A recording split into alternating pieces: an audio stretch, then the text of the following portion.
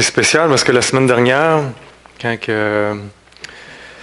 quelqu'un a prêché, M. Charest, M. Beauregard est venu en avant, puis il avait mis la table. Puis cette semaine, c'est comme ça. On a un Dieu vraiment spécial.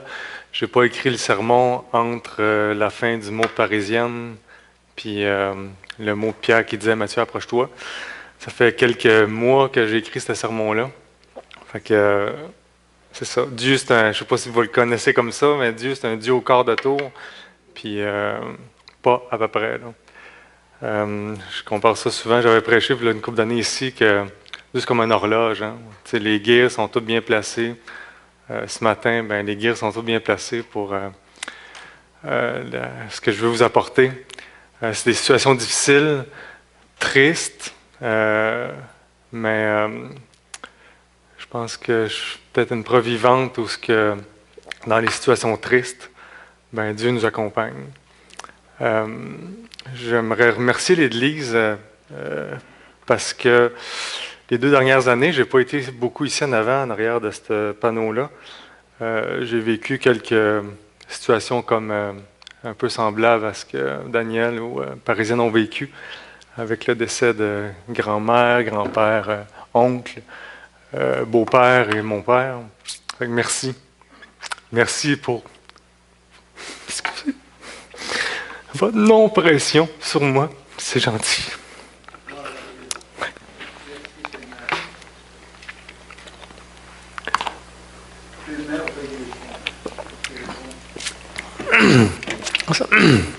Ça se peut que je pleure aujourd'hui. C'est correct. C'est bon. Vous avez sûrement déjà vécu des situations de type 11 septembre. Pour ma part, j'en ai vécu quelques-unes, sauf une que je vais vous raconter tantôt, mais on peut dire que le 11 septembre, dans la vie de l'Amérique, a été une période vraiment où ce qu'on peut dire qu'il y a un avant, un pendant et un après. Merci François. C'est sûr que ça a marqué notre époque, hein, cette période-là. Et le texte qu'on va voir aujourd'hui, je vais vous raconter un peu comment que ça s'est passé dans le livre de Jérémie. Je vais faire un petit résumé avant qu'on arrive au point important d'aujourd'hui. À l'époque de Jérémie, on vécu aussi quelques 11 septembre comme ça, qui était un moment vraiment dramatique dans leur vie. Et au travers de ces 11 septembre-là,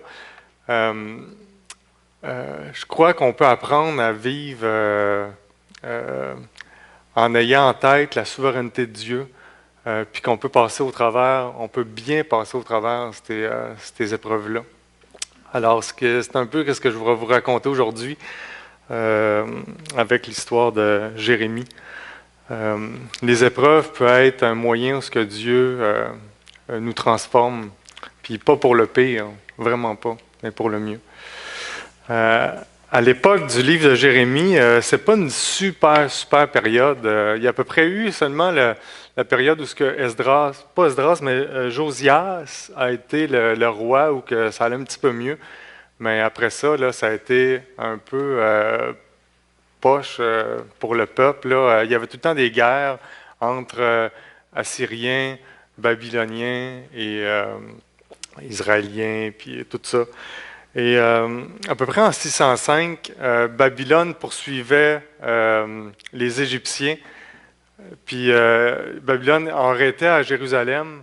Ils ont assiégé la ville. Ils ont capturé les gens là-bas.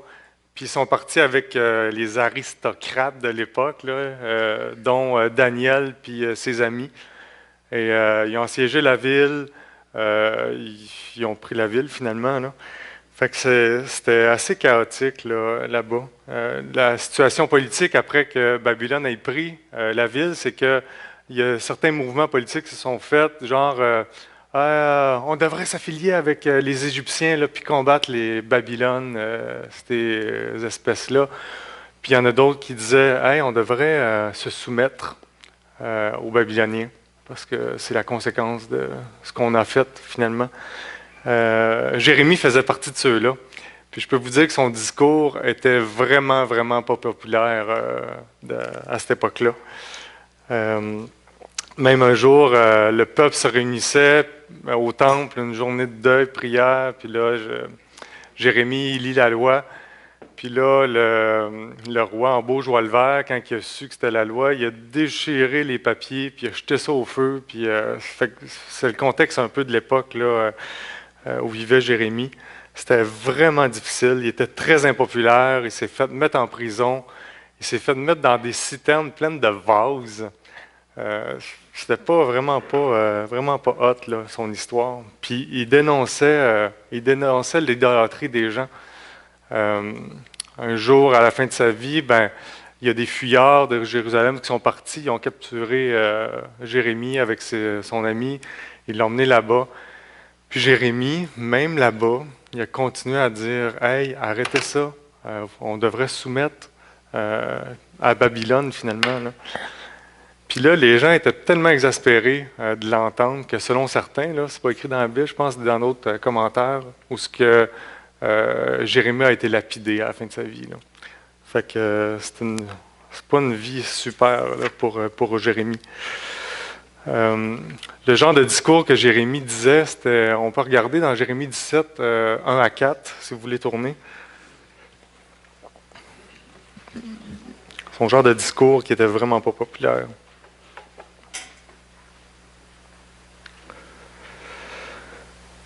Jérémie 17, 1 à 4, le péché de Judas est écrit avec un burin de fer, avec une pointe de diamant, et il est gravé sur les tablettes de ton cœur. Verset 2. Comme ils pensent à leurs enfants, ainsi ils pensent à leurs idoles. Fait qu'ils aimaient beaucoup là, leurs idoles, là, comme qu'ils aimaient leurs enfants. Je livre au pillage ma montagne et ses champs, tous tes trésors, tes hauts lieux, à cause de tes péchés sur ton territoire. Tu perdras par la faute l'héritage que je t'avais donné. Je t'asservirai à ton ennemi dans ton pays que tu ne connais pas. Fait que c'est vraiment triste, là. C'est vraiment pas facile pour le peuple. Parce que, je ne sais pas si vous vous souvenez, une couple de semaines, François il disait, le peuple, hey, il marchait avec Dieu, ok, on va y aller.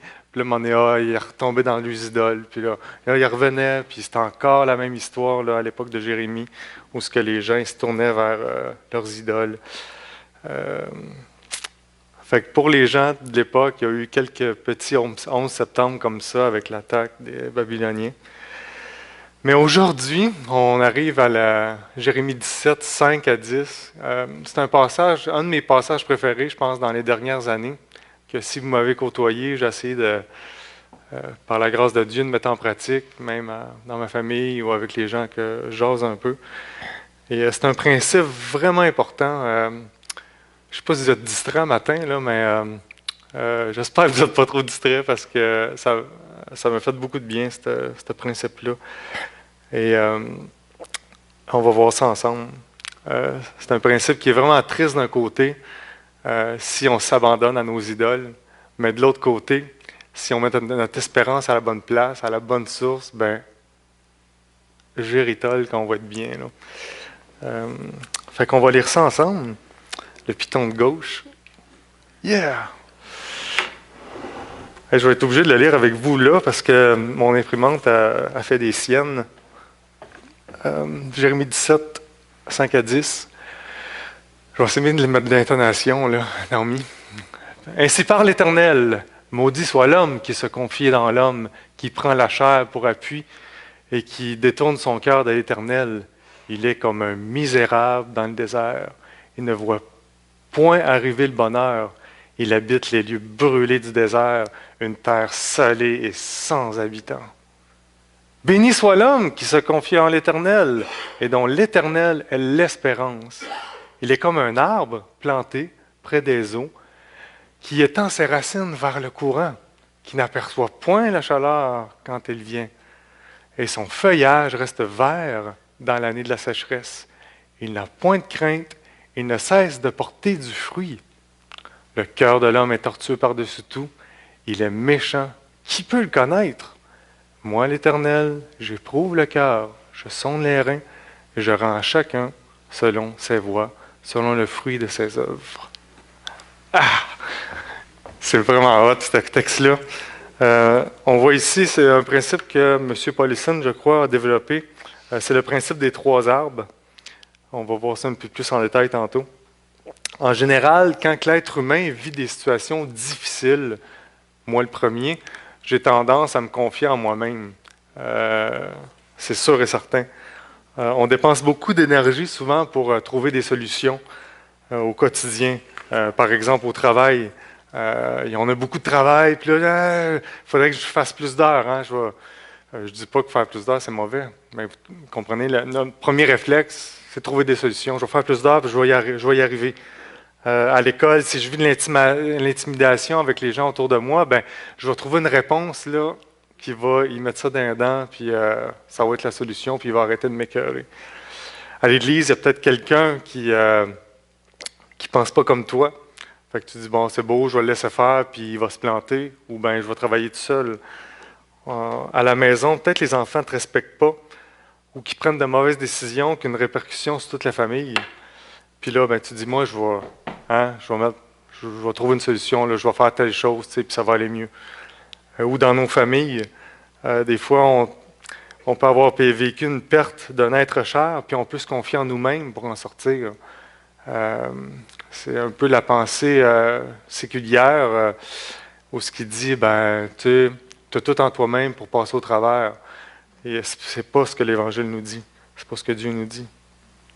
Est-ce qu'il y a une bonne manière de réagir aux situations difficiles? Jérémie, ici, nous expose 2 manières de réagir aux situations difficiles. Je l'ai mis en gris-blanc, là. C'est la manière un peu épineuse de réagir aux situations difficiles. En vert, c'est la manière bonne. Et on va voir ça ensemble, le principe des 3 arbres. Gauche. Yeah. Je ne sais pas si c'est assez clair, là. J'avais de la misère, j'avais avec une main, puis le cellulaire à la maison, là, j'avais de la misère à prendre ça. C'est un petit peu rond, mais je pense que vous voyez bien le dessin.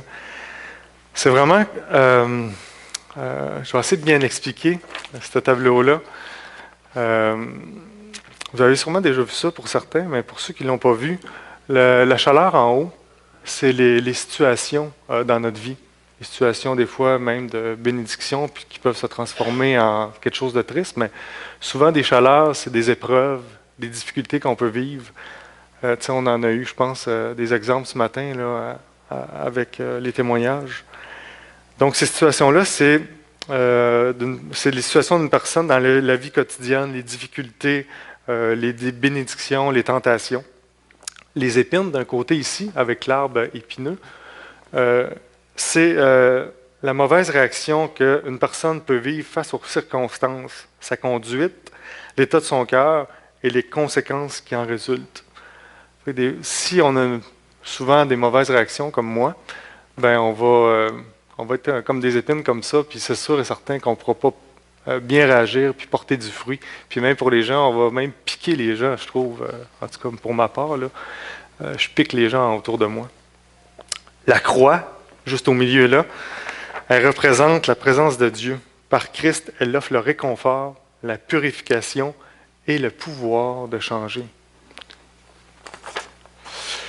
Le fruit, l'arbre fruitier juste à gauche ici, c'est la réponse positive que donne une personne face à une situation lorsque la puissance de Dieu est à l'œuvre dans son cœur.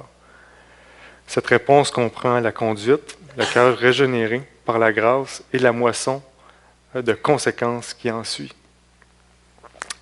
Donc, ce principe-là de Jérémie 17 explique un peu le changement du cœur.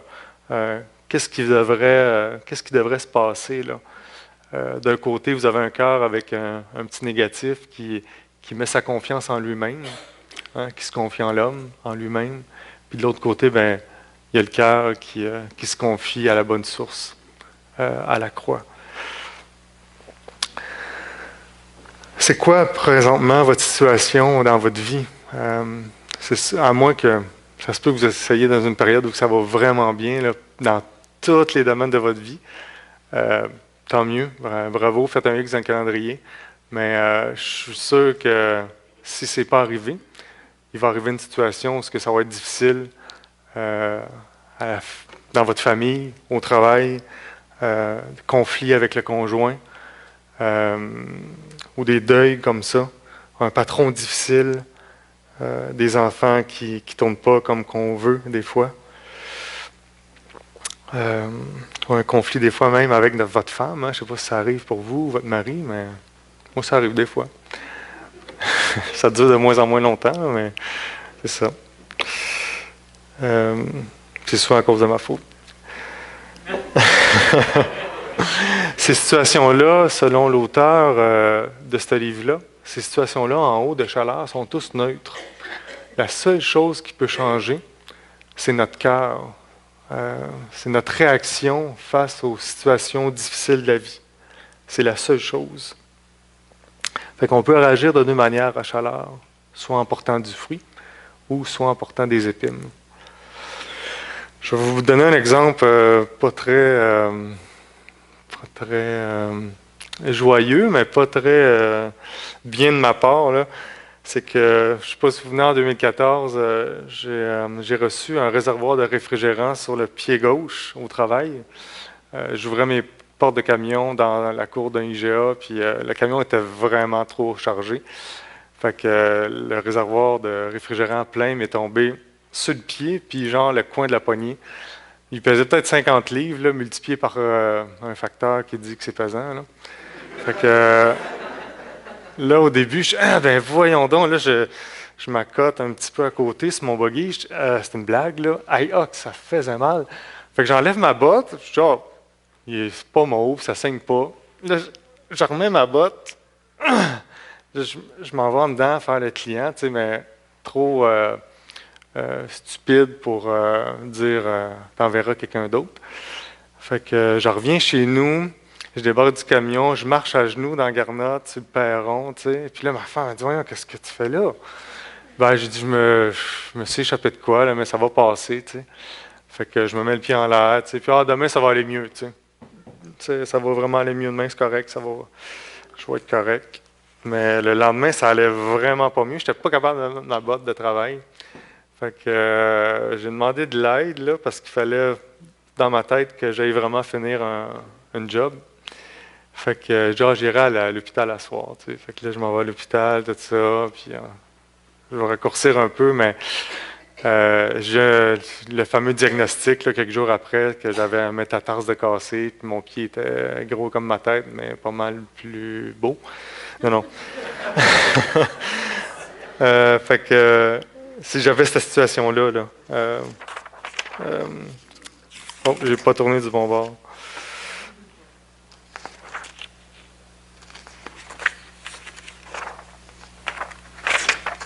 Ouais. Fait que j'avais vraiment mal réagi en plus. Parce que ça se pouvait pas que moi j'arrête de travailler, tu sais, ça n'avait pas d'allure, là. Il devait se passer de quoi. Puis j'étais vraiment orienté vers, hey, il faut que je retourne travailler.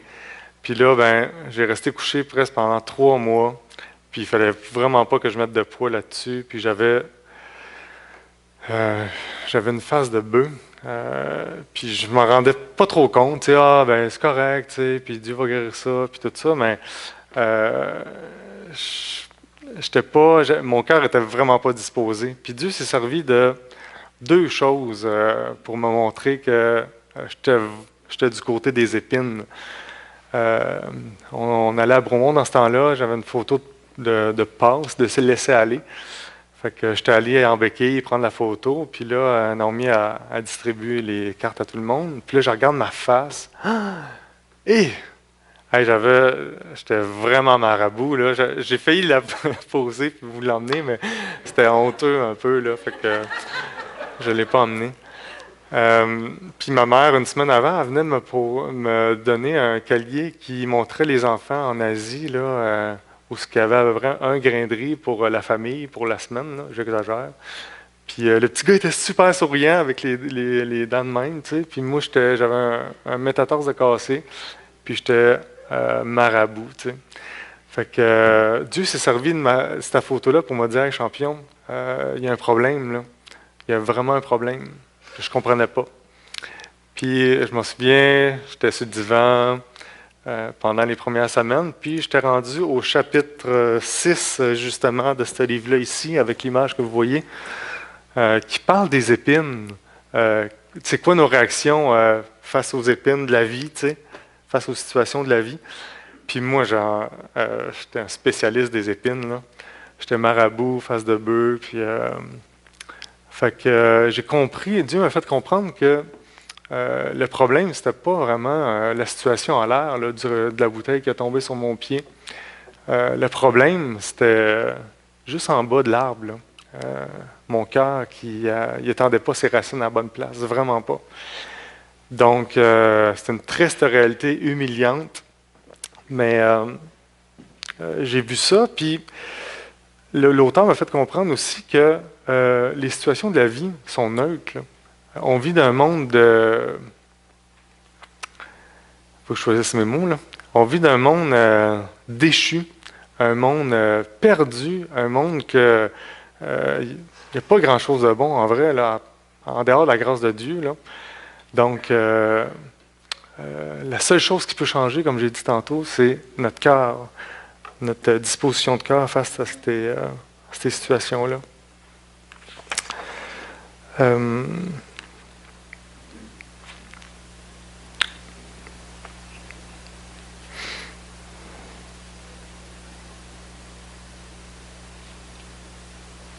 Puis en même temps, Dieu m'a montré que j'avais cherché beaucoup de satisfaction dans le travail. Puis il m'a montré que le travail, c'était rendu une idole. Où ce que j'avais beaucoup... Dieu permettait que ça allait bien, tu sais, puis que j'avais l'approbation de tout le monde, tu sais, puis que... Hein? Puis là, vous pensez, là, je perds ça, tu sais. Fait que j'ai compris pourquoi que ça m'a tellement affecté. Parce que je perdais cette satisfaction-là de ce que les gens me disaient, là. Fait que c'était devenu une idole. J'aimais le plus le travail que Dieu. C'était un problème. Puis, en plus, dans ce livre-là, il dit une phrase vraiment intéressante, où ce qu'il dit, les épreuves ne nous poussent pas à être ce que nous ne sommes pas vraiment. Elles révèlent plutôt notre nature profonde. La moisson produite par l'adversité provient des racines qui se trouvaient déjà dans notre cœur au préalable. Donc, la chaleur révèle seulement notre nature profonde. Qu'est-ce qu'il y a vraiment dans le fond de notre cœur? Puis quand on réagit comme ça, c'est quand même humiliant. Puis on va voir plus tard qu'il y a des options, il y a des solutions.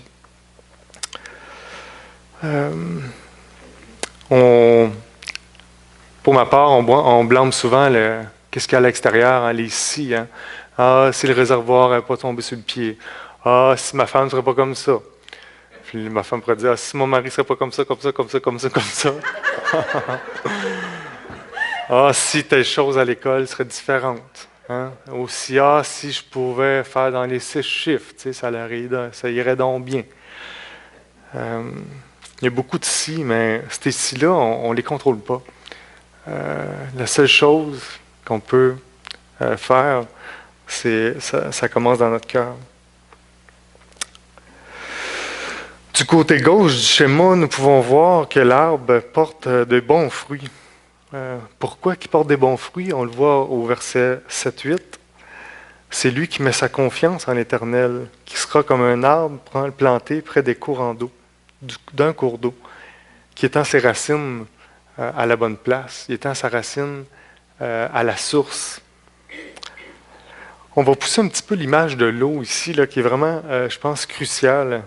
Dans l'Ancien Testament, souvent, dans l'Ancien Testament, on faisait référence avec l'eau que c'était un setup d'hygiène ou de purification. Mais dans l'Ancien Testament aussi, il fait référence à il y a une signification spirituelle. Il y a un commentaire dans la Bible en ligne, le Bible Online, qui dit que l'eau devient enfin le symbole de purification de l'âme par le moyen de la repentance et de la foi. La référence est dans Ézéchiel 36, 25. Ça nous dit « Je ferai sur vous l'aspersion de nos purs, et vous serez purs. Je vous purifierai de vos souillures et de toutes vos idoles. » Intéressant. Même dans le Nouveau Testament, quand que Jésus a eu la rencontre avec la Samaritaine qui était au puits de Jacob, là, j'ai fouillé un peu, mais pas trop. Là. Je me suis dit que François il allait répondre avec ça une autre semaine si vous avez des questions. Mais le puits de Jacob, ça faisait vraiment longtemps qu'il était là. Ok, ça faisait une couple de milliers d'années. Là. Puis les gens allaient puiser de l'eau là, puis ce puits-là, c'était comme, hey, c'est vraiment hot, ce puits-là. Là. Puis Jésus dit à la madame, la Samaritaine, il dit, il y a une eau que je vais te donner à boire, mais que tu n'auras plus jamais soif. Ça va être fini. Puis elle, en tout cas, j'aurais été à sa place, je me serais dit, hey, on a un puits que ça fait, je sais pas combien de milliers d'années qu'il est là, puis qu'on a de l'eau, tu sais. Pourquoi tu vas me donner de l'eau qui va être encore plus haute que ça? Mais cette eau-là, c'est lui, finalement, cette eau-là, cette source-là.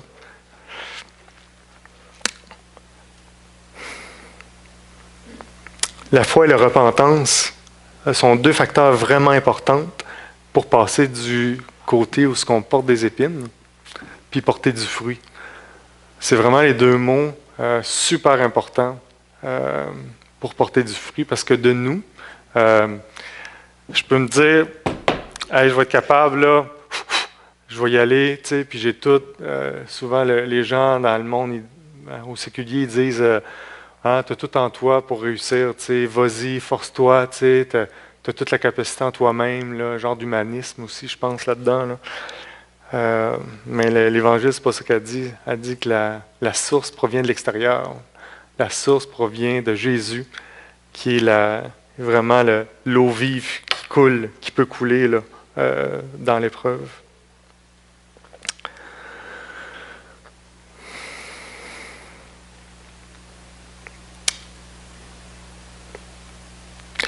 On peut se confier dans cette source-là parce que c'est une source inépuisable, Jésus, sans limite, permanente, spirituelle. Puis des fois, on peut avoir de la misère avec ça parce qu'on ne le voit pas. Tu sais. Si je vois les résultats, tu sais, immédiatement, comme on est habitué, c'est le fun, tu sais.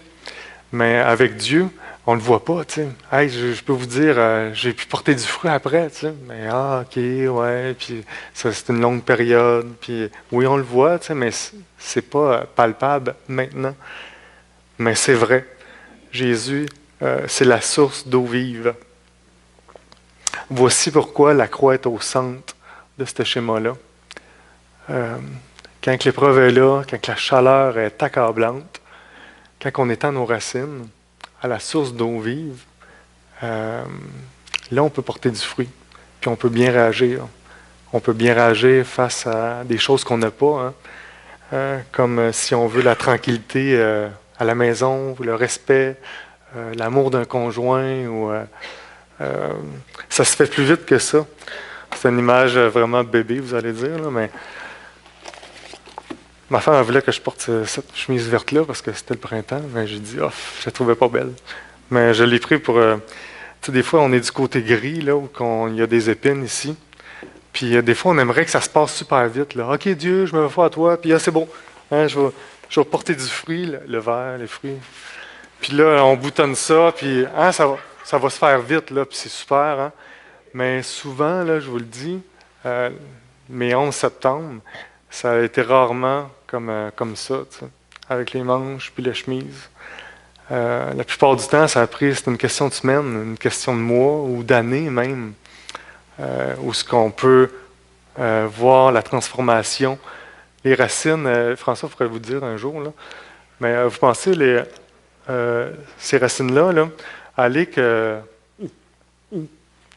les racines boivent, aillent dans le tronc, dans les branches, puis qu'un jour, tout le setup pour porter du fruit, ça se fait pas comme ça, vraiment pas, là, comme mettre une chemise.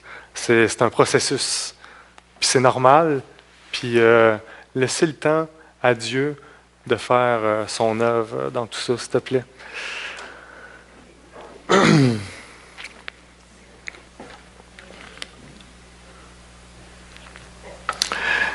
Il y a un parallèle vraiment intéressant, même avec le jour où on a décidé de mettre notre foi en Jésus. Quand on a décidé de mettre notre foi en Jésus, on s'est repenti parce qu'on était sur une mauvaise voie. On savait qu'on ne pouvait pas gagner notre ciel comme ça ou acheter. On s'est rendu compte que le don de Dieu était gratuit. Fait qu'on s'est repenti.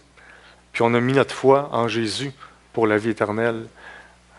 Donc c'est la même chose pour ceux qui vivent des situations de chaleur aussi. On peut se repentir si on met notre espérance en nous-mêmes, comme nous dit Jérémie, ou en des choses qu'on pense que c'est la solution. Si on met notre espérance là, on peut se repentir. Pardon Dieu, parce que j'ai pensé que, même pour ma part, que le travail allait m'apporter du bonheur ou de la joie, que j'allais être satisfait là-dedans.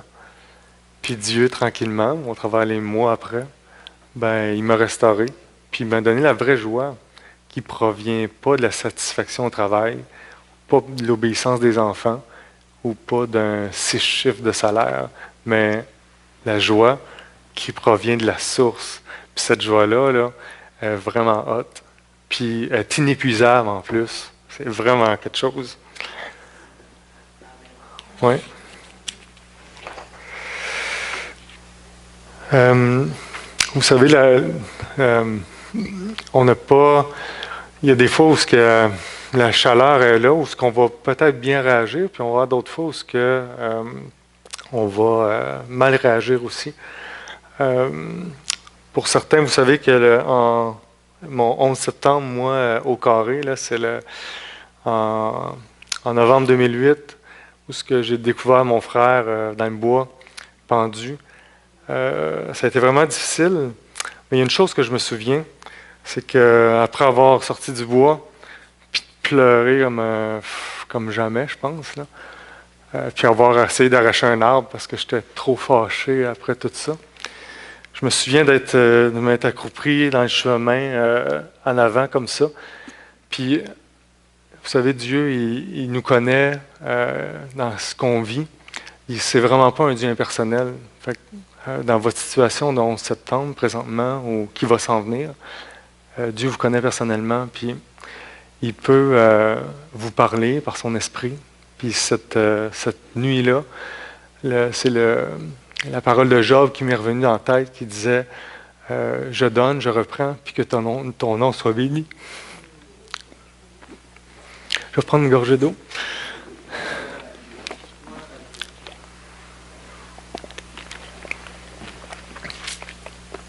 Puis c'est ce que Dieu a fait.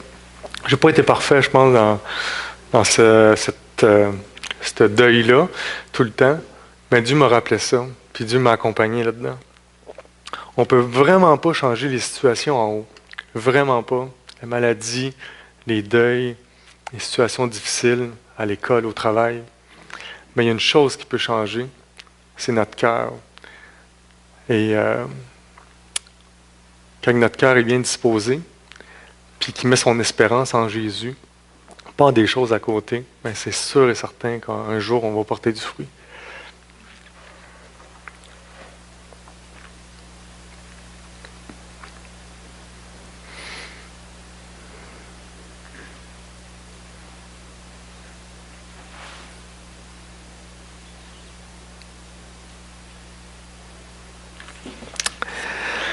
Cette source-là, on pourrait en parler, je pense, pendant tous les jours de notre vie ici sur la terre. Mais il y a un verset qui résume bien cette source-là, inépuisable, qui est Jésus. C'est Colossiens 1, 15, 20. Même Normand, je pense qu'il en a parlé un petit peu la semaine dernière. Mais je vais vous lire ça. Je vais vous lire ce que j'ai souligné. Qu'est-ce que Jésus, la source, est? Tout a été créé par lui, pour lui. Il est avant toute chose et tout subsiste en lui. Car il a plu à Dieu de faire habiter en lui toute plénitude et de réconcilier avec lui-même aussi bien ce qui est sur la terre et ce qui est dans les cieux, en faisant la paix par lui, par son sang à la croix. Fait qu'en Jésus, il y a toute la ressource, il y a de l'eau, pas à peu près, pour nous alimenter puis qu'on puisse porter du fruit dans ces épreuves-là. Ça a peut-être l'air simpliste. Cette transition-là se fait sur une période, je pense que chacun est unique. Des fois, ça peut prendre quelques jours, quelques semaines, quelques années. Mais cette transition-là vers les épines, vers le fruit, peut se faire à cause de Jésus. Est-ce que ce matin, tu veux mettre ta confiance en celui qui a tout créé, que tout subsiste en lui, même dans tes situations difficiles? La foi et la repentance, c'est les deux ingrédients qui sont primordiaux pour passer d'un à l'autre. Selon certains commentaires, il paraît qu'au temps de Jérémie, les changements étaient superficiels. Les gens retombaient tout le temps dans leurs idoles. Et c'est un peu triste, mais on peut être comme ça des fois aussi, où ce que le changement est superficiel, puis on se pose la question, mais pourquoi, voyons que ça ne t'offre pas? Je pense des fois que le changement peut être superficiel parce que des fois on peut garder des choses, qu'on pense que certaines choses, certains attachements de notre cœur sont là encore, tu sais, puis qu'on dit, on proclame avec notre bouche, ah, Dieu va prendre soin de moi, Dieu va faire ça, puis ça va bien aller, puis tout ça. Mais on se garde une porte de sortie, tu sais, on se garde une petite idole qui est là de dépendance ou de... je pourrais vous en nommer, là, j'avais fait une liste. La satisfaction au travail, le contrôle, le pouvoir, le respect des enfants, l'approbation des gens, la sécurité financière, les biens matériels, la tranquillité. Tout ça allait nous apporter une joie, puis on est là, puis on ne veut pas abandonner ça. Puis Dieu connaît notre cœur. Hein? Fait que si on n'est pas honnête avec lui-même, c'est sûr et certain qu'il va le voir. Mais soyez honnête, s'il te plaît. Puis Dieu, c'est le seul qui peut sonder votre cœur, puis vous montrer, hey, il y a quelque chose que tu tiens, là, que tu tiens plus que moi. Lâche ça, fais-moi confiance. Repens-toi, mets ta foi en moi. Puis c'est sûr qu'il ne te décevra pas. Puis selon certains, c'est pourquoi peut-être le peuple, autant Jérémie, il n'y a pas eu des changements à long terme parce que le changement était superficiel. Tu sais. Il y avait encore des idoles qui étaient là. Je me souviens, il y a un gars que j'étais allé voir un jour, j'étais allé voir quelqu'un de l'église, ce gars-là, parce que ça avait mal été dans son couple. Puis il était sur un terrain quelconque, puis on avait dit, hey, tu sais, ce que tu as fait, c'est pas correct, tu sais, puis fais attention, Dieu peut t'aider. Fait que le gars, il a un problème avec l'alcool, tu sais. Fait qu'on a dit, on va partir avec les caisses, la caisse de bière, tu sais. Puis tu veux changer, ben c'est parfait, tu sais, on va t'aider, tu sais, puis on va emmener ça. Fait que le gars, il dit, ah non, tu sais, je vais correct. Ben voyons donc, tu es encore attaché à ça. Tu dis que tu veux changer, tu proclames quelque chose avec ta bouche, mais ton cœur est encore attaché à quelque chose que tu aimes plus que Dieu. Ça, c'est... je vous dis, il n'y aura pas de changement si c'est comme ça. Il va y avoir du changement quand il y a une vraie repentance, puis qu'il y a de la foi en celui qui peut transformer, en celui qui a la source, puis qui a des résultats, puis qui a de l'eau. Tu n'es pas obligé de faire comme les gens dans le temps de Jérémie. Tu n'es pas obligé de faire comme le gars avec la caisse de bière. Vraiment pas. Mais tu peux mettre ta confiance en celui qui le mérite. T'sais. On l'a vu un matin dans tous les chants. Demeure pas dans l'idolâtrie. Puis si tu te dis, hey, qu'est-ce qu'il dit là, l'idolâtrie, c'est quoi ce setup-là? Ben, c'est des choses finalement qu'on tient plus qu'à Dieu. Des choses qu'on pense qu'il va nous... je vais être bien avec ça. Ou qui va nous emmener plus de joie qu'avec Dieu. Reste pas là, s'il te plaît. La citerne de ces choses-là que tu penses qui va t'apporter plus de joie que Dieu, la citerne, elle va s'épuiser un jour. Le bonheur, il va être temporaire, mais le bonheur permanent est dans l'eau vive que c'est pas une citerne limitée là, de gallons. Jésus peut te suffire. Fait que dans tes situations douloureuse de tous les côtés. Je veux prier ça, justement. Jésus, je veux que tu me suffis. Toi, tu me suffis, tu sais. Puis je suis convaincu qu'il va vous accompagner comme qu'il l'a fait, puis développer attendez pas de vivre quelque chose de douloureux pour développer certains principes au niveau de la souffrance, mais développez-la avant. Ça va vous aider quand ça va arriver. Fait que je vous remercie beaucoup. On va chanter un dernier chant qui dit ça, justement, que Jésus peut nous suffire.